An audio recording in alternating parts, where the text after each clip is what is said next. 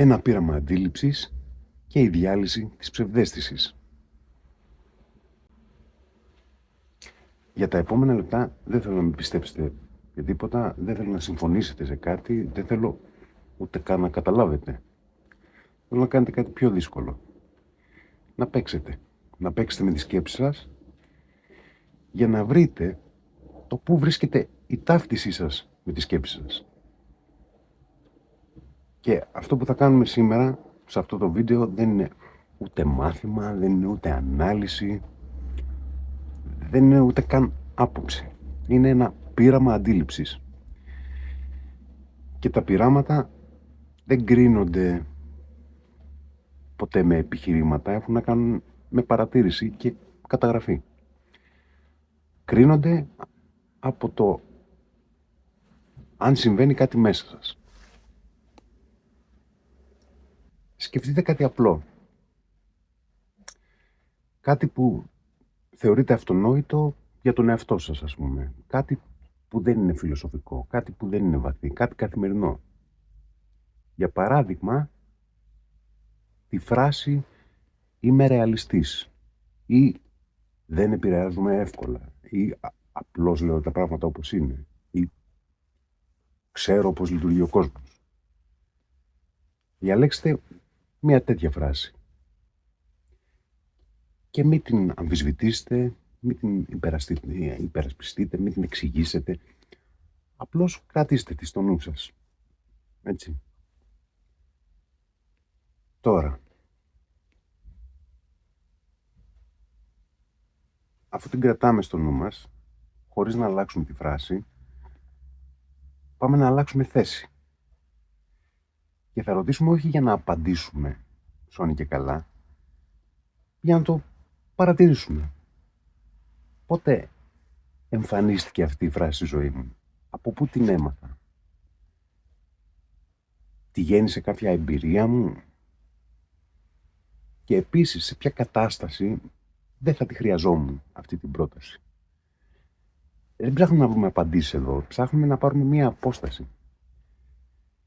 Και δεν ξέρω τι πρόταση ή λέξη ή οτιδήποτε βάλατε στο μυαλό σας, αλλά αν στην πορεία νιώσετε ότι η φράση δεν κολλάει τόσο πια πάνω σας, μην ανησυχήσετε, δεν χάνετε κάτι. Απλώς κάνετε μισό βήμα πίσω από την προβολή.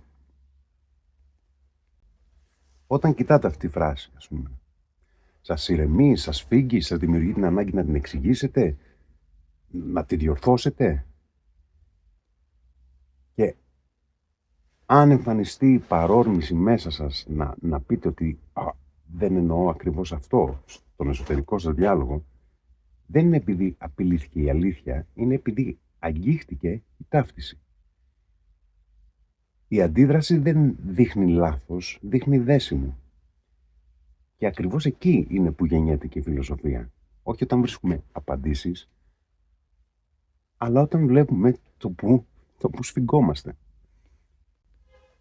Και εδώ γίνεται λίγο αστείο το θέμα, γιατί οι περισσότεροι δεν ξέρουν ότι δεν ξέρουν αυτά που νομίζουν ότι ξέρουν, επειδή ακριβώς νομίζουν ότι ξέρουν αυτά που ξέρουν αρκετά καλά.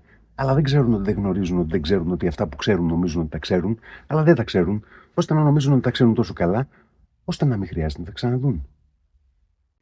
Και έτσι ποτέ δεν τα ξαναβλέπουν.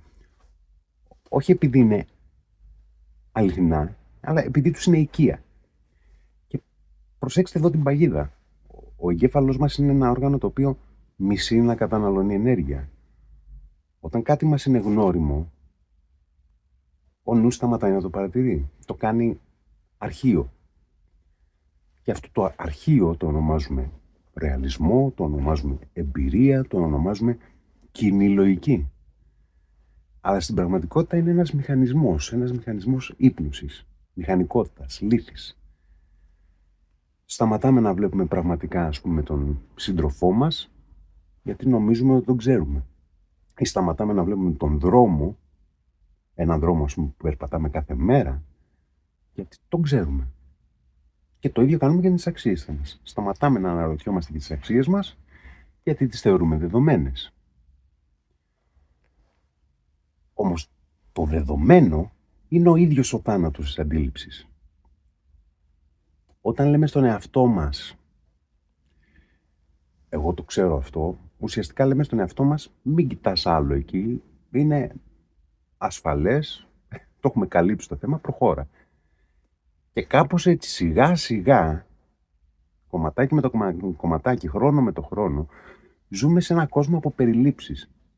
Και δεν ζούμε την πραγματικότητα. Ζούμε μια διαστρεβλωμένη ανάμνηση της πραγματικότητας. Και δεν είμαστε χαμένοι επειδή δεν ξέρουμε. Είμαστε κολλημένοι επειδή νομίζουμε ότι ξέρουμε. Και αυτό το νομίζω ότι ξέρω είναι ο τείχος που κρύβει το γορίλα που περνάει από μπροστά μας. Ο αόρατος γορίλας. Και αυτό δεν είναι θεωρία ή βιολογία ή να λέμε για να λέμε. Είναι πείραμα. Οι Christopher Chambers και Daniel Simmons, ψυχολόγοι, έκαναν ένα διάσημο πείραμα. Μπορεί να το έχετε δει στο ίντερνετ. Αν δεν το έχετε δει, θα το βάλω κάτω στην περιγραφή. Θα το βάζα εδώ, αλλά δεν μπορώ να το βάλω αυτούσιο, γιατί έχει copyright. Ζήτησαν λοιπόν από ανθρώπους να δουν ένα βίντεο με δύο ομάδες που έπαιζαν μπάσκετ και τους είπαν μετρήστε πόσες πάσες αλλάζουν οι παίκτες με τα λευκά. Οι άνθρωποι συγκεντρώθηκαν και μετρούσαν 1, 2, 10, 15 πάσες και στο τέλος τους ρώτησαν είδατε τίποτα περίεργο? Και οι μισοί απάντησαν όχι, τι εννοείται περίεργο? Και όμως στη μέση του βίντεο εμφανίζεται ένας άνθρωπος ο οποίος είναι ντυμένος γορίλας, περπατάει ανάμεσα στους παίκτες, σταματάει στο κέντρο, χτυπάει το στήθος του έτσι και φεύγει. Ο γορίλας ήταν εκεί για 9 ολόκληρα δευτερόλεπτα. Αλλά οι μισοί άνθρωποι δεν τον είδαν ποτέ. Γιατί γίνεται αυτό τώρα? Επειδή ο νους τους ήταν απασχολημένος με το να επιβεβαιώσει αυτό που τους ζητήθηκε, να μετρήσει πάσες. Όταν ο νους μας λοιπόν εστιάζει σε μια βεβαιότητα, σε μια ταμπέλα, όπως είμαι ρεαλιστής, γίνεται τυφλός σε όλα τα υπόλοιπα. Πόσους αόρατους γορίλες χάνουμε στη ζωή μας, ακριβώς επειδή μετράμε μόνο τις πάσες, οι οποίες αυτές πάσες επιβεβαιώνουν την εικόνα μας. Το παράδειγμα του ρεαλιστή. Ας πάρουμε αυτή τη φράση, το είμαι ρεαλιστής. Τι σημαίνει συνήθως αυτό? Ότι βλέπω τα πράγματα όπως είναι. Real, αληθινό, ρεαλιστής. Ότι πατάω στη γη. Προσέξτε τώρα όμως. Η φράση αυτή δεν περιγράφει τον κόσμο.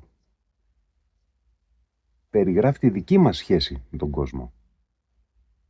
Ο ρεαλισμός δεν είναι επαφή με την πραγματικότητα. Είναι εξοικείωση με μια συγκεκριμένη εκδοχή της. Γιατί σε άλλη εποχή, σε άλλη κοινωνία, σε άλλη ψυχολογική κατάσταση, ο ίδιος ρεαλισμός θα έχει εντελώς διαφορετικό περιεχόμενο. Και στην ουσία η φράση δεν λέει έτσι είναι ο κόσμος. Αυτό που λέει είναι ότι έτσι τον αντέχω.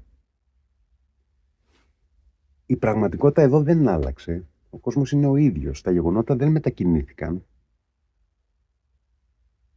Τι έγινε όμως εδώ? Κάτι μέσα μας έχασε τη βεβαιότητά του. Και εδώ τι απειλείται? Δεν απειλείται η αλήθεια, απειλείται μόνο η προβολή. Και όταν μπερδεύουμε αυτά τα δύο, ζούμε σε μία μόνιμη άμυνα. Και αυτό ακριβώς δείχνει και το σπήλαιο του Πλάτωνα. Οι δεσμότες δεν βλέπουν σώνει και καλά ψέματα. Βλέπουν σκιές πραγματικών πραγμάτων. Και η λύση δεν είναι η συσσόρευση πληροφοριών, αλλά η περιαγωγή όλου γύρω από το σώμα ενός πράγματος. Είτε αυτό είναι μία λέξη, είτε είναι μία ιδέα, μία συνήθεια κτλ. Δεν αλλάζουμε γνώμη, μεταστρέφουμε αυτό το οτιδήποτε κάτω από το ίδιο το σκοτάδι των σκιών του, ώστε να καταφέρουμε να δούμε το αληθινό του σχήμα, το αληθινό σχήμα της αλήθειας του. Δεν είναι αλλαγή γνώμης δηλαδή, είναι περιαγωγή, περί και άγω. Τι είναι η λωρίδα Mobius? Υπάρχει μια λωρίδα που λέγεται Mobius, που πήρε το όνομά της από σύγχρονους μαθηματικούς, αλλά είναι κάτι πάρα πολύ αρχαίο. Ας σταθούμε λίγο στο σχήμα, γιατί δεν είναι απλώς ένα μαθηματικό παιχνίδι, είναι ένας καθρέφτης του πώς λειτουργεί η ίδια η συνείδηση. Βάλτε στο μυαλό σας μια απλή λωρίδα χαρτί και έχει δύο πλευρές, έτσι, την μπρος και την πίσω. Αν χρωματίσουμε τη μία πλευρά, η άλλη θα μείνει λευκή. Και υπάρχει ένας σαφής διαχωρισμός εδώ, το ένα εδώ και το άλλο εκεί.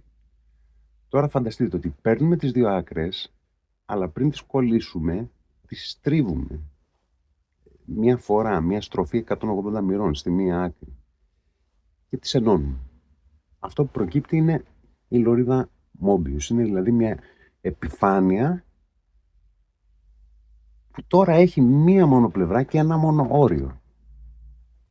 Και εδώ συμβαίνει το εξής κουφό. Φανταστείτε να περπατάτε πάνω της.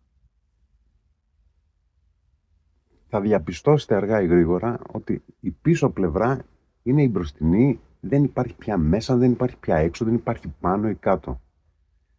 Είναι η εναντιοδρομία του Ηρακλήτου.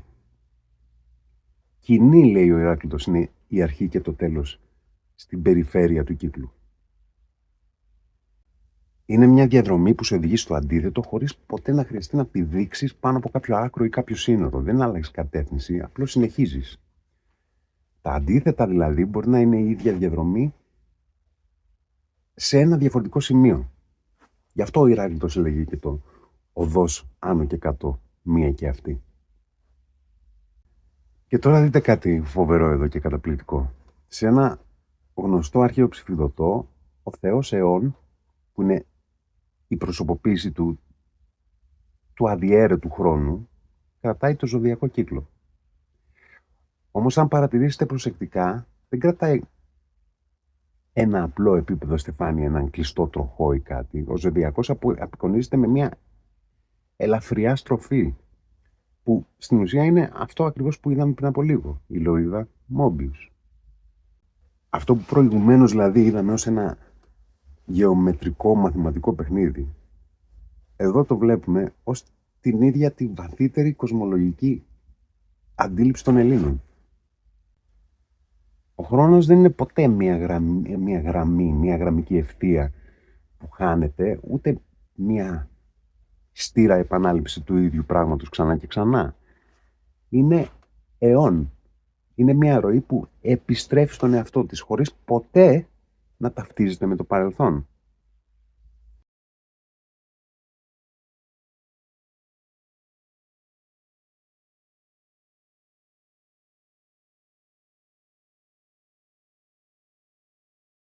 Δηλαδή εδώ μιλάμε για μια δυναμική ενότητα των αντιθέτων.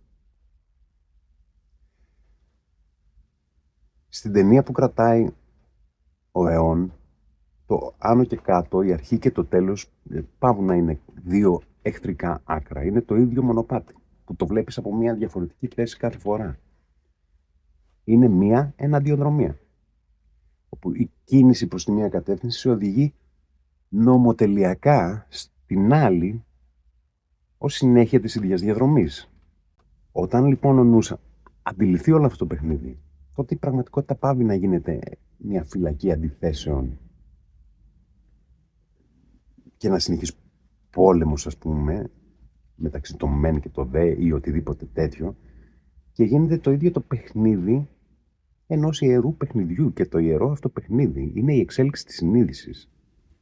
Το καράβι του Θησέα.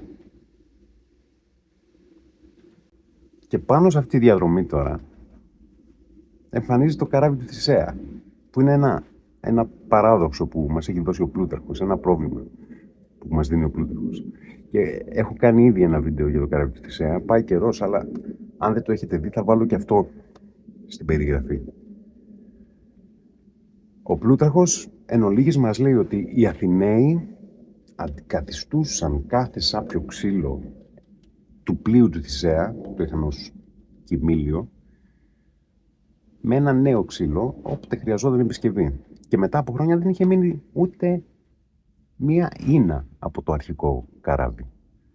Όλα είχαν αντικατασταθεί. Κανένα αρχικό κομμάτι δεν υπήρχε πια. Και η ερώτηση που θέτει ο Πλούταρχος είναι αυτή.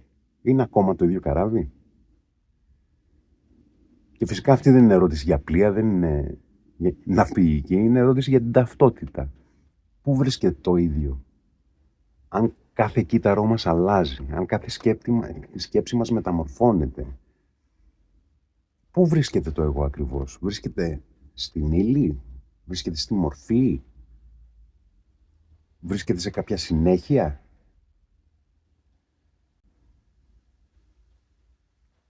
Ο Πλούταρχος δεν μας δίνει κάποια απάντηση εδώ, γιατί δεν θέλει να μας δώσει απάντηση, γιατί δεν υπάρχει ρήξη. Απλώς μας το λέει. Και μας το λέει γιατί προσπαθεί να δείξει τι? Ότι υπάρχει συνέχεια. Αν πεις ναι, είναι το καράβι του Θησέα, τότε η ταυτότητα δεν είναι η ύλη. Αν πείτε όχι, τότε σε ποιος ανέβη ακριβώς σταμάτησε να είναι το καράβι του? Λοιπόν, αυτό το πλοίο είμαστε εμείς οι ίδιοι. Τα κύτταρά μας αλλάζουν κάθε 7 χρόνια. Οι ιδέες μας αλλάζουν. Οι αναμνήσεις μας ξαναγράφονται. Πού βρίσκεται το ίδιο? Κάτι που έχει γίνει στο παρελθόν. Μπορεί να νομίζεις ότι θυμάσαι, αλλά δεν θυμάσαι κάποια στιγμιότυπα τα οποία μπορεί να έχεις διαστρεβλώσει κιόλας. Είναι δηλαδή μία κίνηση επάνω στη λωρίδα Μόμπιους, όπου αλλάζουμε συνεχώς υλικά, αλλά παραμένουμε στην ίδια διαδρομή. Η ταυτότητα λοιπόν δεν είναι ένα πράγμα για να γατζωθούμε. Είναι η ίδια η πορεία μέσα στον χρόνο και δεν βρίσκεται στην ύλη, γιατί η ύλη ρέει. Βρίσκεται στην ίδια την πορεία. Είμαστε μία κίνηση πάνω σε μία λωρίδα Μόμπιους. Και η απελευθέρωση όλο αυτό το πράγμα είναι όταν καταλάβεις ότι δεν είσαι το ξύλο που σαπίζει, αλλά η πλεύση που συνεχίζεται. Και εκεί κάπου βρίσκεται το ταυτόν της ταυτότητας. Ας κάνουμε τώρα μια τελευταία γυροβολιά. Όχι θεωρητική, καθαρά υπαρχιακή. Πάρτε μια έννοια, ας πούμε. Πάρτε την έννοια αγάπη. Όλοι λέμε ότι την ψάχνουμε, όλοι λέμε ότι την δίνουμε, όλοι λέμε ότι την έχουμε. Και τώρα αναποδογυρίστε την. Μήπως αυτό που λέμε αγάπη είναι η ανάγκη μας να μην είμαστε μόνοι, όπου πίσω από αυτό κρύβεται φόβος? Μήπως είναι η ανάγκη μας να επιβεβαιωνόμαστε μέσα από τους άλλους, όπου πίσω από αυτό τι κρύβεται εγωισμός? Μήπως αγαπάμε την εικόνα που έχουμε εμείς πλάσει για τον άλλον και όχι τον ίδιο τον άνθρωπο? Είχα μια τέτοια σχέση. Ήταν πολύ χάλια. Αλλά αυτό στην ουσία ήταν προβολή που έκανε η κοπέλα. Τότε δεν ήξερα τι ήταν, απλά με βασάνιζε, τώρα ξέρω. Αλλά πάμε να αφαιρέσουμε τώρα. Αφαιρούμε την κριτικότητα, αφαιρούμε το φόβο, αφαιρούμε την ανάγκη της αυτοεπιβεβαίωσης. Και ρωτάμε εδώ τον εαυτό μας, χωρίς να απαντήσουμε βιαστικά σε όλο αυτό το πράγμα. Θέλει τον καιρό του αυτό. Τι μένει? Αν αυτό που τελικά μένει φαίνεται άδειο, τότε δεν έχετε χάσει καμία αγάπη. Αυτό που χάσαμε είναι την ψευδαίσθηση της αγάπης. Και εκεί ακριβώς είναι και η ευκαιρία, γιατί στο κενό αυτό που δημιουργήθηκε τώρα δεν υπάρχει τελικά καμία απώλεια, υπάρχει χώρος. Και εκεί αρχίζει και η πραγματική αναζήτηση της ουσίας. Εκεί αρχίζει να ακούγεται και η σωστή νότα που λέγαμε στα προηγούμενα βίντεο.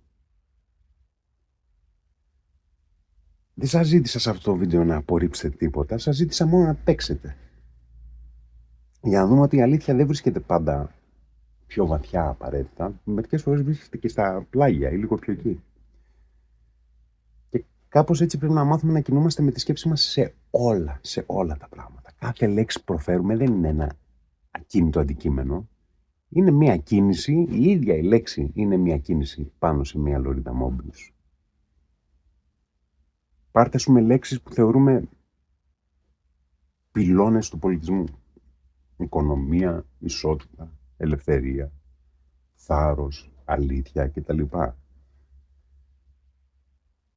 Κάθε μία από αυτές τις λέξεις κρύβει τον δικό της κύλινδρο, τη δική της αδιέρετη ουσία στο τέλος των πραγμάτων. Όμως επειδή ο νους μας συχνά μένει στάσιμος, δεν βλέπει την ουσία, βλέπει τις σκιές που η λέξη ρίχνει στο τείχομα του σπηλαίου.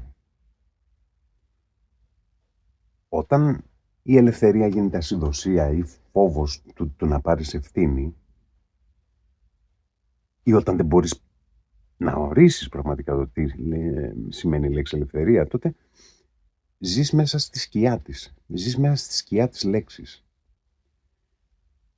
Όταν η οικονομία από το οίκος και νέμο, διανομή, η δίκαιη διανομή του οίκου γίνεται απληστία ή μια κάποια στερημένη επιβεβαίωση της ψεύτικης ταυτότητάς σου. Μιλήσαμε για το ταυτόν. Κάθε λέξη δηλαδή δημιουργεί σκιές με διαφορετικές μορφές. Και αυτές οι σκιές κρύβουν την αληθινή της φύση. Από ποιον όμως? Από εκείνον που αρνείται να περπατήσει όλη τη διαδρομή. Αν μένουμε στατικοί, θα βλέπουμε πάντα μία πλευρά. Και αυτή η πλευρά είναι συνήθως αυτή η οποία μας βολεύει ή εκείνη που μας τρομάζει. Όμως αν τολμήσουμε να κάνουμε την περιαγωγή και ακολουθήσουμε τη λέξη σε όλη της την περιφέρεια, θα δούμε ότι τελικά η αλήθεια ξεκινάει από το να αποδεκτείς την αγνοιά σου, αυτό που λέει ο Σωκράτης. Δεν πρέπει να εγκλωβιζόμαστε στην προβολή, δεν πρέπει να ταυτιζόμαστε με κάποια σκιά. Πρέπει εμείς οι ίδιοι να γίνουμε η κίνηση, η οποία αυτή η κίνηση διατρέχει την κάθε έννοια, μέχρι το μέσα, το έξω, όλα αυτά να γίνουν ένα πράγμα. Και εκεί η λέξη σταματάει να είναι μια ταμπέλα για κάτι και γίνεται βίωμα. Γιατί κάθε λέξη είναι ένας αιών. Κάθε λέξη είναι μια ζωντανή δύναμη που τυλίγεται γύρω από τον εαυτό της. Όπως ακριβώς ο αιών στο ψηβιδωτό κρατάει όλο το ζωδιακό, έτσι και η σκέψη μας μπορεί να κρατάει όλες τις έννοιες. Αν τις δούμε ως στατικά σχήματα, τελικά θα εγκλωβιστούμε μέσα στις σκιές τους. Αν ακολουθήσουμε όλη την πορεία όμως, όλη τη στροφή, θα ανακαλύψουμε τι τότε? Ότι η ελευθερία δεν είναι κάτι ανεξάρτητο από αυτό που λέμε ανάγκη, το συμπατικό νόμο της ανάγκης, ας πούμε. Η ελευθερία συναντάει την ανάγκη εκεί. Η οικονομία συναντάει τη δικαιοσύνη. Εκεί κάπου η αλήθεια συναντάει την αλήθη. Δηλαδή την διαρκή άρνηση της λύθης. Όλα αυτά για τα οποία μιλάμε. Την αποκάλυψη της ουσίας, την αποκάλυψη του όντως. Το οποίο ήταν πάντα εκεί. Αλλά εμείς το προσπερνούσαμε επειδή νομίζουμε πως τα ξέρουμε όλα. Στο επόμενο επεισόδιο δεν θα προσθέσουμε κάποια γνώση. Στην ουσία θα συνεχίσουμε να μετακινούμε τη γωνία. Γιατί μόνο τότε ο κόσμος σταματάει να είναι ένας κύκλος τετράγωνο ή όποιο σχήμα βλέπουμε εμείς που μας παρουσιάζεται και νομίζουμε ότι είναι αληθές, και αρχίζει σιγά σιγά να αποκαλύπτει το πραγματικό του σχήμα. Ευχαριστώ πολύ. Γεια σας.